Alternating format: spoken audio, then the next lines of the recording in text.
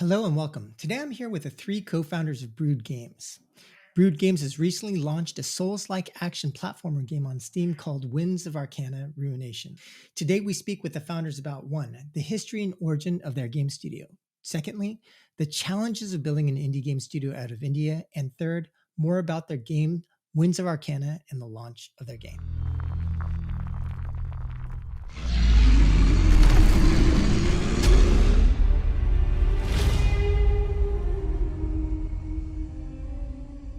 Welcome, guys. So I thought we could go ahead and jump right in and have you guys talk a little bit more about who is Brewed Games and more about this game, Winds of Arcana Ruination. Yeah, happy to do so. Thank you for having us, firstly. I'm Mahesh, and we also have here Prashant and Yashasvi. We're three co-founders of four co-founders of Brewed Games. And we're an indie gaming studio set up in Bangalore, India. We're an 8-person team, and we're currently working on our very first PC game called Winds of Arcana Ruination. It's a 2.5D Souls-like action platformer.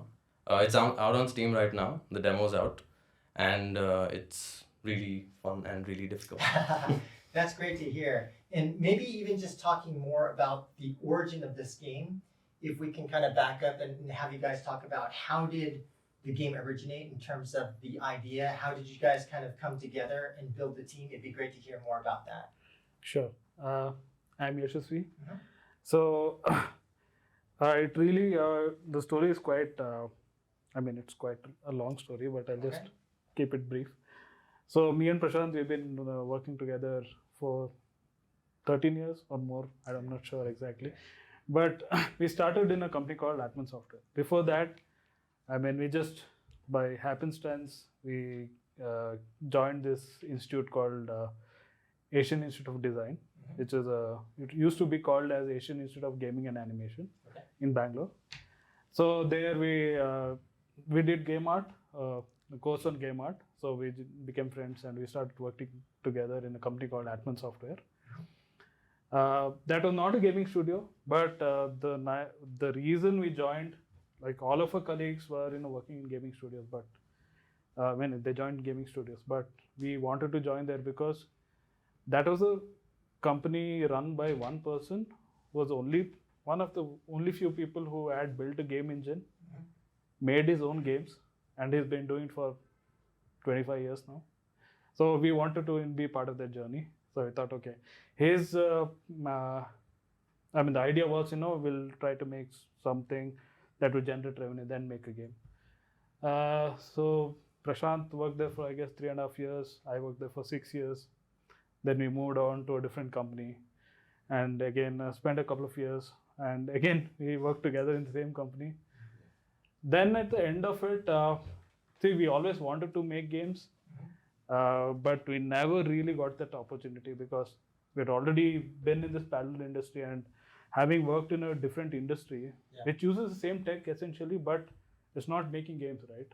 It's very difficult to get into mainstream gaming at that level, right?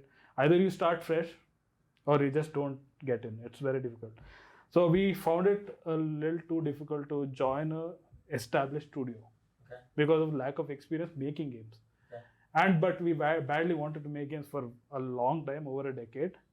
So that was the reason one day we decided, hey, let's just do it ourselves, right? This was just after COVID, I think, after the first wave. So we put down our papers and we just... Just to add to that thing that he's just describing, all three of us, not in the best, space, I guess. We're like, what are we doing really? What projects should we work on where we get a positive reward from completing it? Because there were so many proof of concepts or like demos, but we never got the experience of doing something from scratch and something finished that sees the light of day. So that was our careers were always like they were getting stopped due to factors out of our control. Right. And I think finally one day he got frustrated enough. He was like, no one is going to give me a job because I've not made a game before. So I'll do it. No matter how long it takes, I'll do it. It's fine. If you guys are interested, you can join me. Regardless, I'm going to make a game. So That's great. Yeah.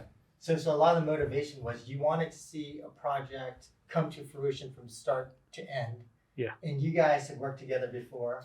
But what about the other two co-founders? And then you said there were, I think there's 8 people in the company, right? Yeah. So how did the other employees join the company? Okay. Right now it's just me and Prashant here, but the third co-founder, who is not Mahesh, but another one, Yeah. Naveen.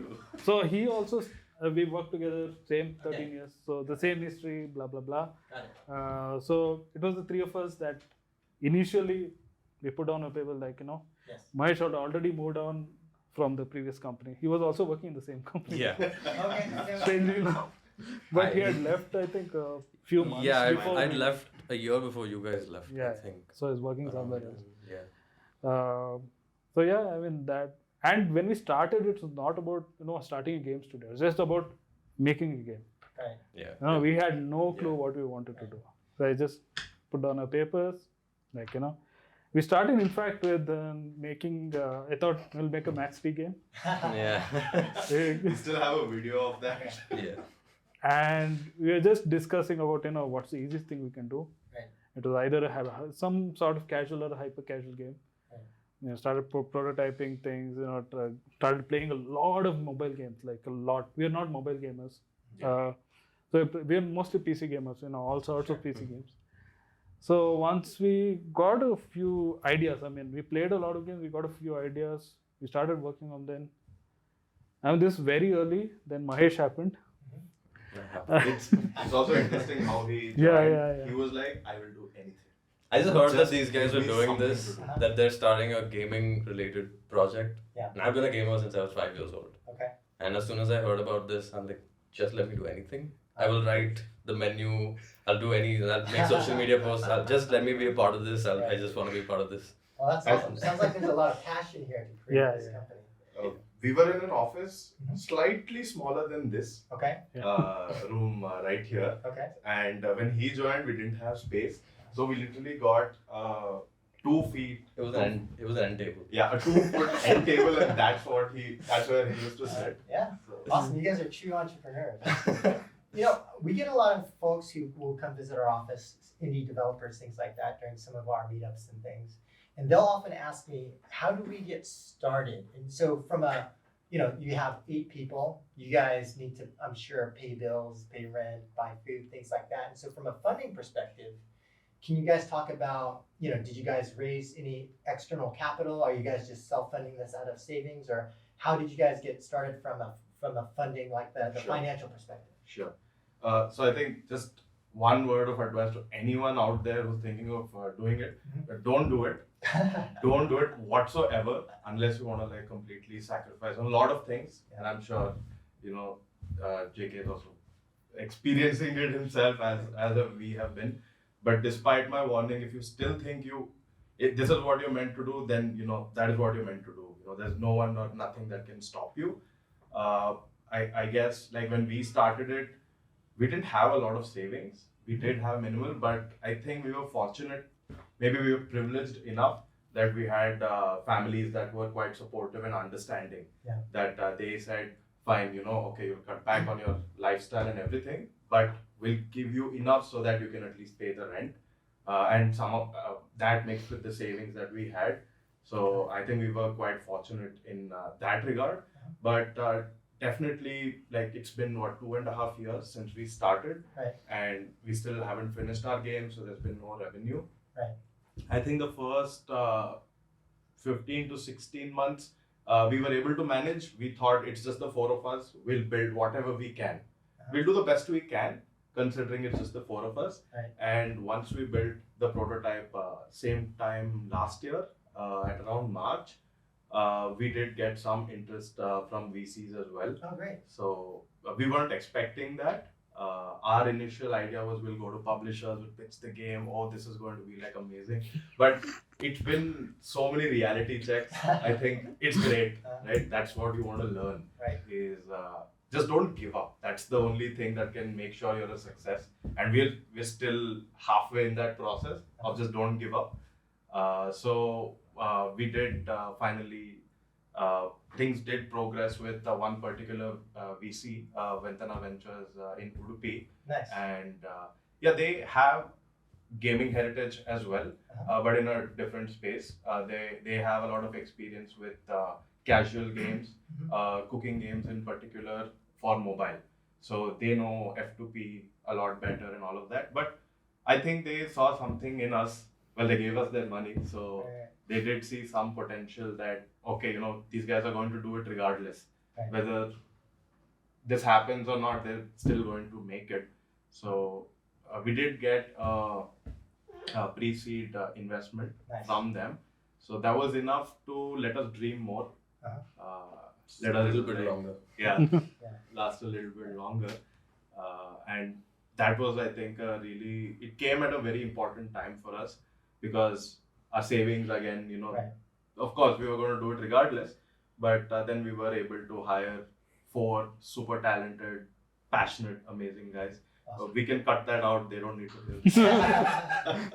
No, they're also as passionate as us. And we've always had a culture saying it doesn't matter how experienced you are or what you've done in the past, but if you can make a fair argument or you can put your ideas forward and it makes sense for the game to be better, then that's all that matters. Yeah, and I think that's a really important part of developing the Indian game development ecosystem, right? It's just investors, and we've seen more money flowing into India. I think people see the opportunity, and not just in terms of the Indian market, but in terms of the Indian game development ecosystem, the people, the developers, right? So I think that's awesome to hear that you guys were able to raise some money and to scale up and get you guys past the finish line. One question I wanted to ask you, I was looking through your website, there was a quote from your website that mentioned, video games have played a significant role in shaping us throughout our lives. And when I hear you guys talk about the passion you have and why you wanted to start the project, I thought about this quote and wondering if you guys could elaborate a little bit more about that. Well, as the person who wrote that line, I'll just start and then hand it off to these guys. So, as I mentioned, I've been playing games since I was 5 years old.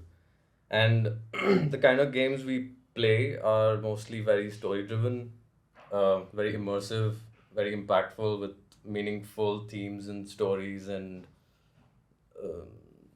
sort of just an idea that there's a driving idea behind those stories, and those always resonated with us, and which is shaped the way we think, our values in life, the way we approach things, and and because of which is why when we started this gaming project, we decided it was more of a passion project than a job.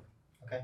And because all of us have our own history with how video games and the stories therein have kind of given us more of a reason to push on and been there during like difficult times. It's given us joy. It has moments of pure sadness, rage, everything. I'm sure we've all rage quitted many times while playing. The point I'm trying to make is it has deep side emotions within these games, and we kind of resonated with that a lot, and which is why it's kind of helped us become who we are. And I think I have lost my train of thought actually. Yeah, so I'll actually just move it on to Yashasvi at this point, because he has a very interesting story about how video games have influenced him. Well, I'm quite old. I'm nearly 40. You are. Okay. So yeah, similar story, meaning games have had a huge impact on my life from the very really early days. I mean, it was a clone of the Nintendo NES that I first experienced real games. I don't know what it was. It was a knockoff. You didn't get the NES in India. I don't even remember the games. I just remember how they looked. So I don't know the names. Those had a huge impact. Then I remember playing Wolfenstein 3D first time. My God, that was like insane. I couldn't I couldn't understand what is this 3D game. It's very interesting. Early 90s. Then Doom. Then Half-Life had a huge impact. The Half-Life 1 when it came out. Then of course we had the Warcraft universe, World of Warcraft, and all that. So those were like the important games that had a huge impact uh, on my career choice or whatever, right? The things that I was really passionate about. The first, and I used to play a lot of Counter Strike. Early days, I used to be part of this. Uh, what do you call Gaming clan. Gaming clan? Sorry, yeah, I'm not getting the word. So we participated in events like World's Cyber Games, and back then we wanted to do something, and a bunch of us, right? We wanted to do something on the lines of Cyber Athlete Professional League in India. I don't know whether it still exists. So 90s esports organization. I don't know when it started, but this was in early 2000. It was 2003 sometime. So the bunch of guys here, I got acquainted to. They started this thing called Indian Pro League (IPL). Okay. So that it didn't last very long, but I think year and a half, which was a esports venture. So I was just wanted to be part of it. I just wanted to play games all my life. I didn't want to do anything else. Sure. So that's where it started. Okay. But that didn't really work out. And there was a gap of many years. And after that, we joined this place called IGA, and the rest You is guys all met. yeah. And just continued from there. I was wondering, we talked about how there's more investors in India. You guys are the beneficiaries of venture investment. I think that if we look at the Indian game development ecosystem, I was hoping we could touch upon that a little bit more. So you guys are still relatively new, kind of building your studio, but when you think about the Indian game development ecosystem, when you talk to other game developers, how would you characterize the current state of game development here, and where do you think the industry is headed, or what would you say you're looking forward to from the Indian game development ecosystem? Right. I think within India, because we skipped a whole generation of technology, I think as soon as Geo came in, and then mobile games and mobile data itself was a lot cheaper. Everyone could afford it. Suddenly, the Indian population was accessible. And I think with casual games and especially with mobile games, I think India came in at the right moment. And then there's so many like amazing studios doing stuff for the whole world. Sure. So they are in sync, I suppose, with what's going on with the rest of the industry. But I think when it comes to hardcore games, that the type of games that we're trying to build and we're talking about, it's still only a handful of companies. At least it's better than 4 or 5 years ago when I think it was maybe 1 or 2 companies that really were trying. Yeah. It's great to see a lot more studios that we regularly interact with. It's amazing to see how they're trying to find a market and then try to find something new that they can build that will cater to that market. Yeah. And I think in general, we have all the access now due to the internet and due to a lot of people that are coming into the industry who have prior experience but are coming into the Indian industry to kind of help us with capital. That support, that attention is definitely coming through, perhaps even through regulatory systems at a government level. Yeah. Things are moving, maybe not fast enough to help someone like us today, but I think for the new wave of studios that are going to be formed in the next couple of years, they're all going to be at the right place at the right time. Perhaps we still feel we're a little bit early, but I think we got tired of waiting anyway. We just thought, okay, fine, we have to do it ourselves. And I think there are 10, 15 other studios out there also who are like, this is more passion driven because there is no guarantee of commercial stability or success. But in the off chance that it does happen well, then you've kind of created a path for yourself. Right. So I think what we are most looking forward to are these small teams, 1 or 2 person teams that are also, I guess, optimistic like us and try to build that, put the game out there.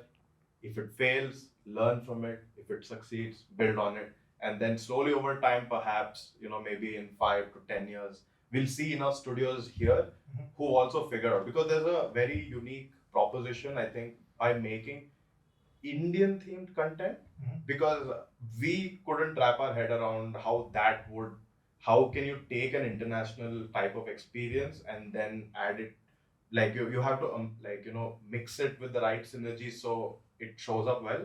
But I'm sure there are other studios out there that are trying to figure it out, and we're definitely curious to see how that goes. Okay. So I think there are some really cool, interesting things that people are trying in India. It's all headed in the right direction. Yeah. Absolutely, I think that is the great part. I don't think there has ever been a time before where Indian gamers were playing so many games from the world, around the world. Right. So it's great to see, and hopefully, there are more studios that make games that Right. people here can play. And maybe if we were to characterize more specifically, when you think about an Indian game development studio, in terms of specific challenges for you as an Indian game developer, and maybe also some of the challenges and the strengths, right? And we were kind of talking before we started recording about how some of the best developers actually they'll jump to the US or Canada or whatever, but and so sometimes it's retaining critical talent, but from your perspective, when it comes to the specific, again, challenges of an Indian game development studio, and then the strengths or what you would be looking forward to, could you guys talk a little bit more about that? Sure. I think talent is one.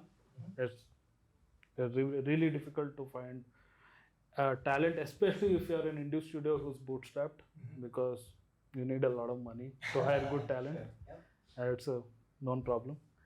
So especially for us, we have to make sure we fill the gaps first, and we can't address certain things we need additional help with certain resource. We can't do that unless we have more funding. Right. So we are trying to fill in the gaps. That's what we're trying to do initially, because even now, even with funding, it's limited funding. It's not a lot. Sure. So that is one, funding, and I think talent pool, I think, are the biggest issues that I see when you're trying to start a studio here. Then again, there are certain things which are good, because you can have really passionate, talented people who will come in for a lesser pay. Sure. Check, because they're really passionate. They want to get, they have the same passion as you, or they want to make the same sorts of games, so they will not look elsewhere. They'll come in and they'll be the driving force alongside you. So that's a good part. So I think the 4 employees that we have that real passion, right? That gives you that energy. Even though we're here for so many years, this new energy that comes in kind of boosts and pushes the game a lot further. I think I think those are 2 main challenges, unless you can think of. I think the other challenge is the chicken or the egg problem. Is if there were studios in India that were making hardcore games, perhaps people like us would have gotten a job, worked there for a while, and then we're like, oh, this is what it takes to make a game for the world. The depth of the systems, how good does it have to be to succeed at that level? Yeah. I think you make a strong point. I mean, I think that's one of the challenges I faced as well with our studio, is that some people join and they think they know what good is. But I'm an old guy. I've been publishing. I've visited 40 studios at the minimum around the world. So I kind of know what good looks like to be world class. But I do think more of that understanding of, is how I'm doing things good enough or not? I think that knowledge is not yet here, but hopefully it can get here. But Mahesh, did you have any thoughts? No. Apart from the fact that it's a growing industry, so there's still a lot of pain points with respect to like you already touched on talent. But in terms of the understanding of what a game studio makes is kind of different in India as compared to, let's say, the global scene. So people, it's still more of like a casual, hyper casual sort of environment. The understanding of it being a game studio rather than a gaming corporate or a business is the definition is kind of like Yeah, a it's a little more blurred. creative Yeah. process than like a numbers. Yeah, so people, at least in the Indian scene, seem to view gaming as more of a business offering, and I think it would help the industry as a whole if people view it more as a sort of a creative sort of aspect. I think for a company like us, I think it's also a responsibility for us to create that ecosystem. Exactly. I mean, right? I mean, for newer guys who just don't see an opportunity here, but they really want to like do, work on some hardcore games. We want to help create that ecosystem. And we are ourselves learning how to do it. Yeah. Especially when you look at games like, small studios out there like Super Giant Games. The amount of polish that goes into making a game like that is just incredible. It's just, I mean, we've seen their no clip documentaries and their interviews. It's just incredible the amount of polish that goes. We're trying our best to do whatever we can our demo, so we're constantly patching, adding more updates, adding more polish. But there's so much work. To go back to the point that you were making, right? Yeah. What is good? Right. It has so many definitions. Yes. When you say you want to be the best, do you really mean the best, Right. or the acceptable best, Right. or the okay, fine, compromise best? There's a global best, and then there's your version of the best. Yeah. Right. So kind of have to, and add to that point of challenges that game studios and this industry in general faces is visibility. For example, when I started out as a career, I never even thought of going into gaming as a viable job option. That just didn't occur to me. Because I play while I played a lot of games, it just didn't occur to me that this is a viable career option because you don't hear about games made in India or anything else. So you just assume that it's outside of the country. But that I think is kind of changing now. And that's a sort of a challenge that we're still in the phase of transition. So I think that's probably the main challenge that we're overcoming at this point. Okay, so we've talked about kind of challenges more generally in terms of the Indian games ecosystem, but I wanted to see about you guys specifically in terms of your challenges. Would you say they're the same as the challenges that we have been discussing, or what were like the top, one or two challenges for you guys specifically? Right. So the one we spoke about earlier is the shorter version. Okay. I think this is I think the main issue for all of us is we've never made a game before. Everything starts from there. Right. There are some good things, but mostly it was a challenge. Right. I think we had some 3D background, and of course we had some experience with game engines. Right. And we know what good games are. Right. That's it. Rest of it, I think, has been try it. It might work. Learn whatever you can online, and then try to present it. Try to create this. It's like a collective vision of the game. Right. So we don't have a game designer. Okay. So we split the responsibility amongst the team. So that's something. That is one of the things. I think we've never done any of this. I think game writing. There's so many challenges, even with building the systems.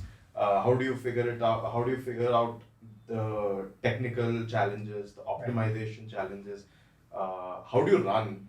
As we're saying, yes, it's a creative studio and all that. It's still, what about the day-to-day operations? Right. How is money going to be managed? How do we prioritize where it has to be used? I think we YOLO'd it. I think to start a studio, I think you have to be blindly optimistic. Right. I think otherwise, if you try to be logical, I think there's no way. There's no way you're going. Yeah, I mean, where we started, where we are is just incredible.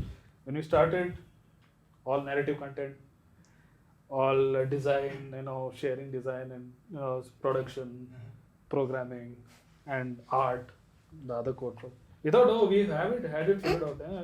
Yeah. What 1% team? We're 4 people. 4 people will make a game, right? Downloaded, because we didn't know animation, one of the key gaps that we had. So we downloaded animations from a library like Mixamo, purchase some packs, blah blah blah. Then it didn't really work out. I mean, we could do like create few enemies because they're all humanoid.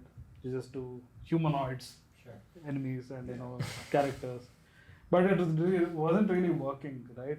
But once you got our animator, everything changed. I mean, your vision changes drastically when you have that gap addressed. I mean, I'm just talking about one gap here. So just because of that, we could imagine really crazy bosses, enemies, and designs, right? You could just push the boundaries. When we look at our prototype, which we were very happy when we showed people last year. We would get goosebumps Oh, watching that like, trailer. oh my God. Now we look at it, we cringe. So this goes back to talking about that was our version of the best that we thought. And then now when we look back, we were like, no. Oh my God. And the worst part is, we send it out to publishers. They're polite enough, many of them, to respond saying that no, we're not a right fit, blah, blah, blah. And we're like, why? It doesn't make sense. Doesn't make sense. And now we're like, it makes total sense. And that also, talking back to challenges, is we have all played a lot of games, like some of the best games we get our hands on it. We know what makes, like we know a good game or a great game when we play it, but designing one, like we make so many mistakes. Well, it's not the same. It's not a transferable skill at all. No, it is not. That was a challenge definitely that we learned. That just because we play great games and know what a great game looks like doesn't mean that we can And I think, automatically make one. yeah, and I think one more thing we've actively done and we're not afraid to do is scrap everything.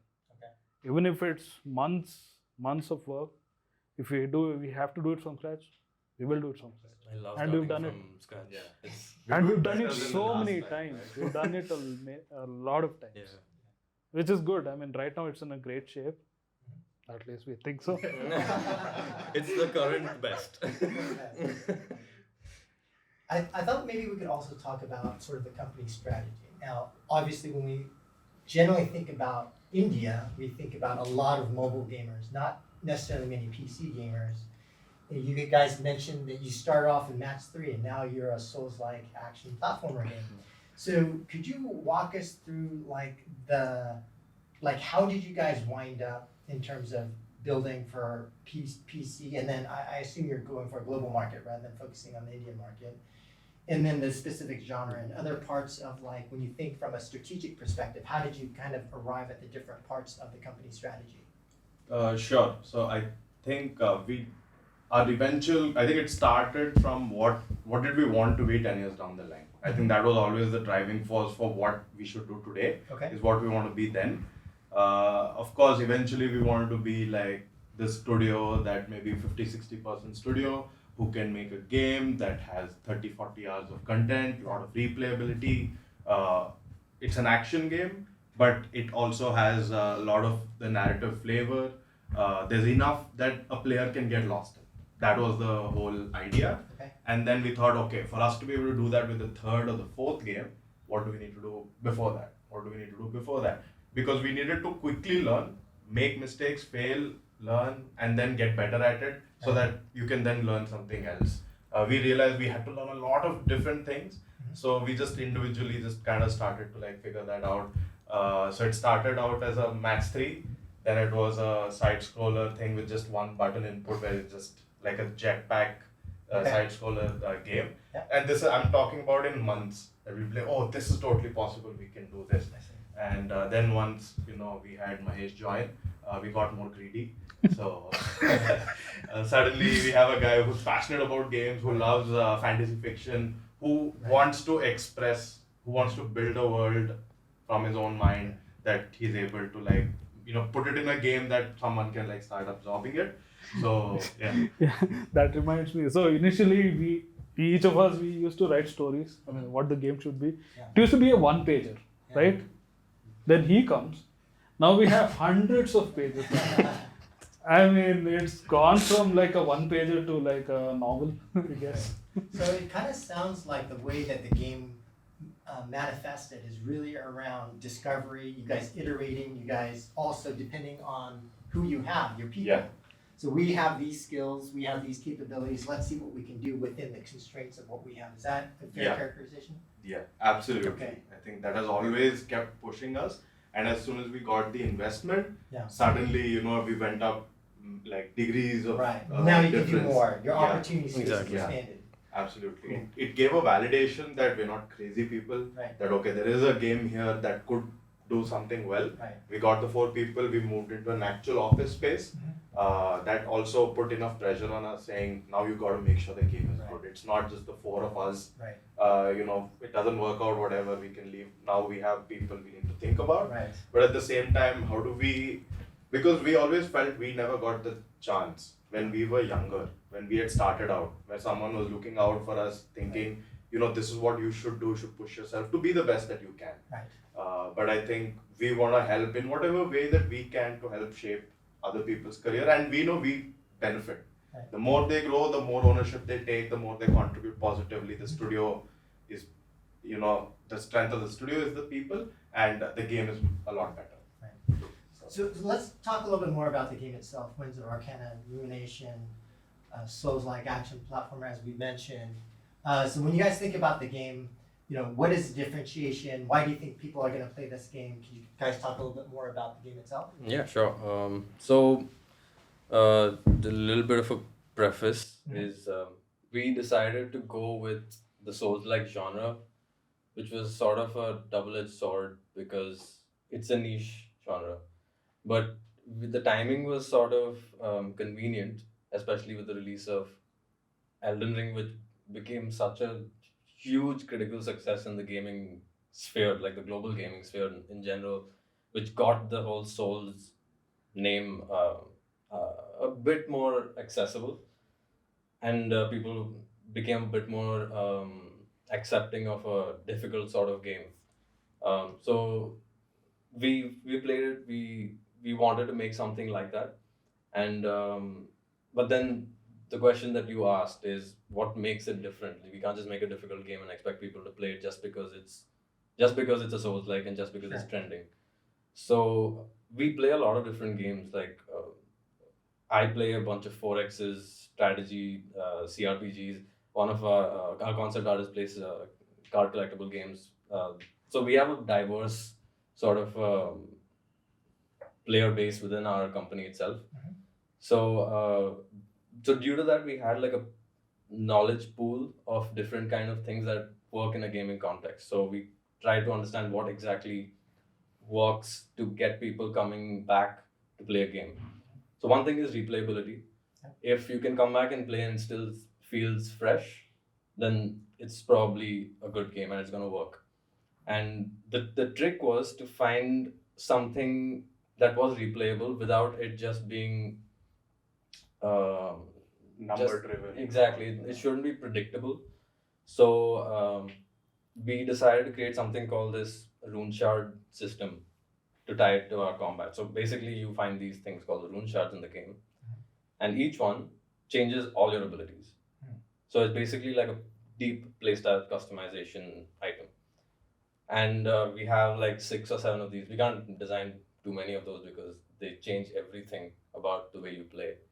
And and we've only given enough resources in one playthrough to get only a few of them. And we also have 3 different weapons, which also change in accordance with the items. So in that sort of permutation and combination, it's still fresh enough that you can play the game again with like different weapons and shards and sort of have your own play style, try different things, and then launching sort of what was that, the Coliseum sort of thing, right? Like basically an arena. So arena is essentially like a place where you can just go through a gauntlet of challenges through boss fights and platforming. And we found that we design enemies and bosses relatively faster than we thought at least. So that kind of became a good place to like give more replayability for the player. So we can, as endgame content and DLC content, we can push in a lot of enemies and bosses, and people can try out all their play styles repeatedly. So in that sense, we wanted to have combat as the central tenet of our game, keep that fresh, and to keep the immersion intact, we also have we could have gone. We have a very like story-driven sort of game, so we could have gone with no voice acting, but we thought for immersion's sake, again, it all adds in. When there's a world that you can interact with and it interacts back with you.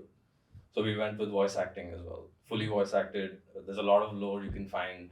There's a bunch of secrets that you may discover in one playthrough, or you may not ever discover it no matter X number of playthroughs. So we try to create systems and design mechanics and levels and the game itself so that people can keep replaying it. And I think that's what we're hoping that will set our game apart. Just to add to that, just taking a step back, I think till end of Jan we are a mobile game. Okay. We were, Yeah. and it was optimized really well for the mobile, and we showed it at GDC. Not GDC, IGDC. IGDC, not GDC. Sorry. No. India's GDC. It's Yeah. fine. Yeah. Right? And it was running smoothly at 60 frames per second on a mid-range device, with everything happening. It was really running well. That was because we were influenced by this game called Grim Valor on mobile.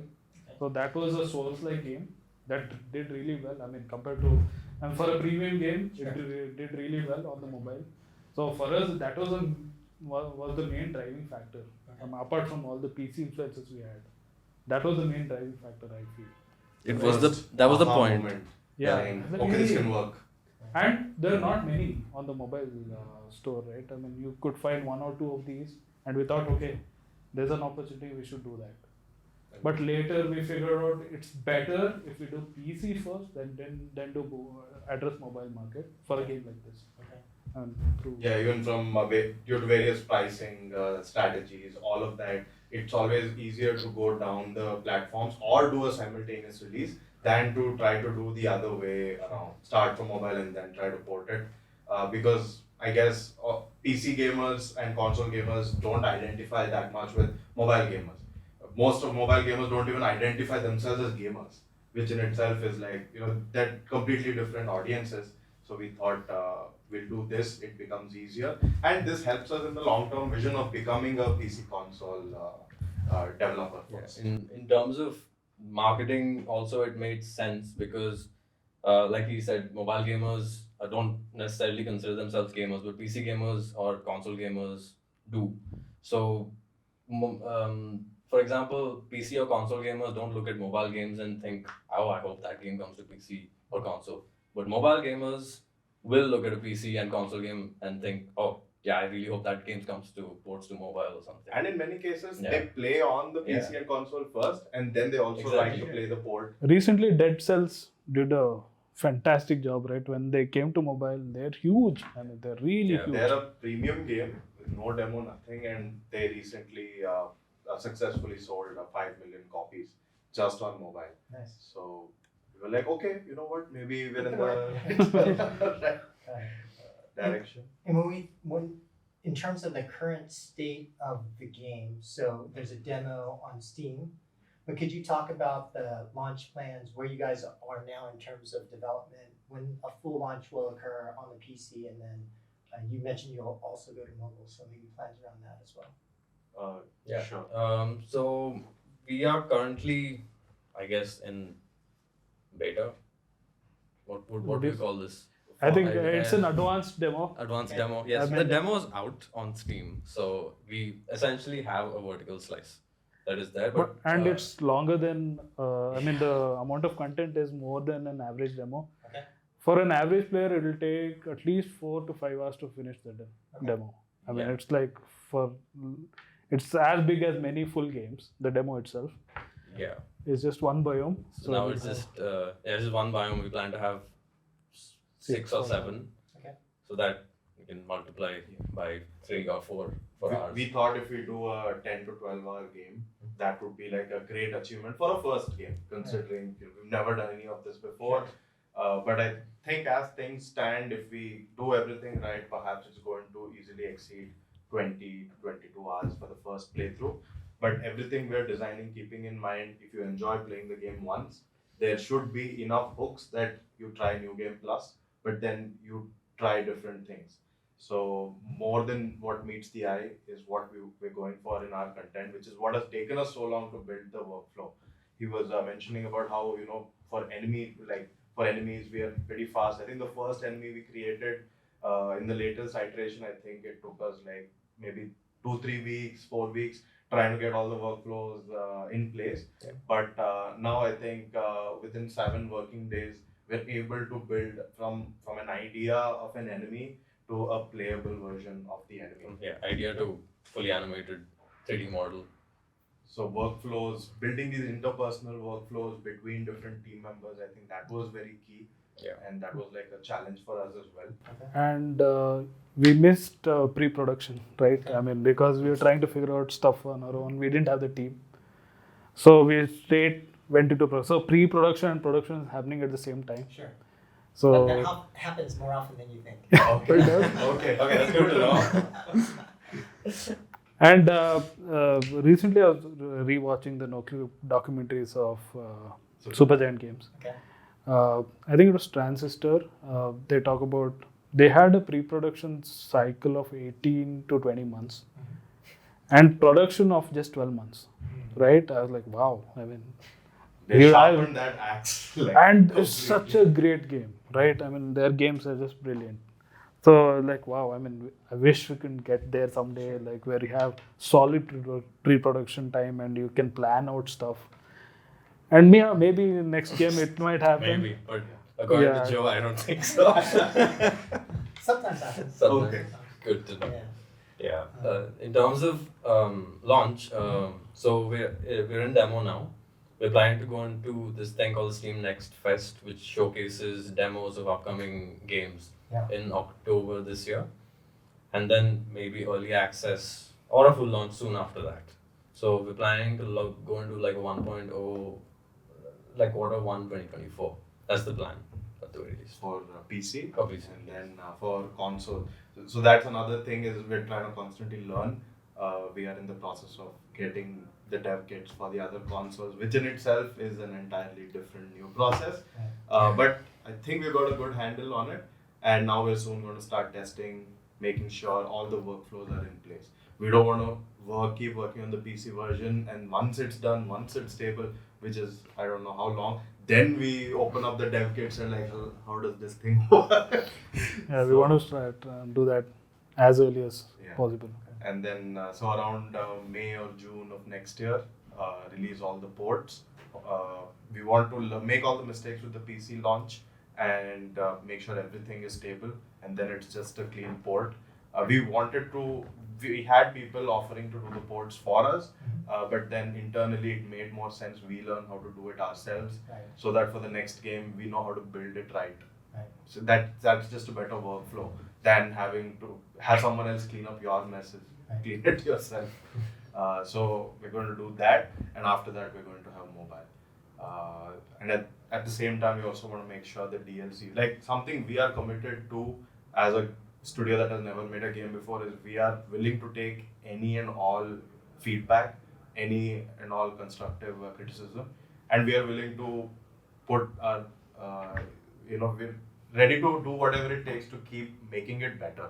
Okay. It may not be there today, but I think it's, for us, what we found is a constant cycle. Keep getting new feedback, see how that makes sense, keep trying to improve. Hopefully next time when we design things, we get it right. So that's the thing. So John, I have one last question for you. And really this is about, for you guys, and certainly I think you had mentioned that the one thing you wanted to do is to see a game through from concept to launch. And it sounds like you guys are going to get there. But when you think about success for yourself, whether it's success for the game or success for the company, whether it's financially or otherwise, how would you define that success for Brewed Games? They're both kind of hand in hand. The success for the game there is a way to quantify it, but qualitatively, I think if we make a game that basically, we want to make a game that we love to play. That was always the mantra when we started anyway, and hopefully other players will also resonate with that. In terms of success, I can just throw a number out there. Let's say if we do, let's say 10,000 copies in only on PC. On PC and console for the lifetime of the game. I think that would be a good metric for success for a first game by an indie studio that's never made a game before. I think that would be a pretty good success metric. Could help keep the lights. I think that's the. I think Yeah. when you talk about success, there's another way to look at it as make enough money to make your second game with all the people and few additional resources. If you make that minimum amount, I think we'll be happy. At least till we finish our second game. We'd consider it a success. Yeah, definitely, right? And Yeah. that's like minimum. If it can let us start making the next game, I think we can consider it a success. Okay. Well, great. Well, Prashant, Mahesh, Yashashvi, thank you so much for sharing your story. It's great to see more indie developers and the game development ecosystem flourish here in India. So definitely appreciate your time and thank you again for sharing your story. Thank you for having us. Yeah, thank you so much. Thank you so That was fun.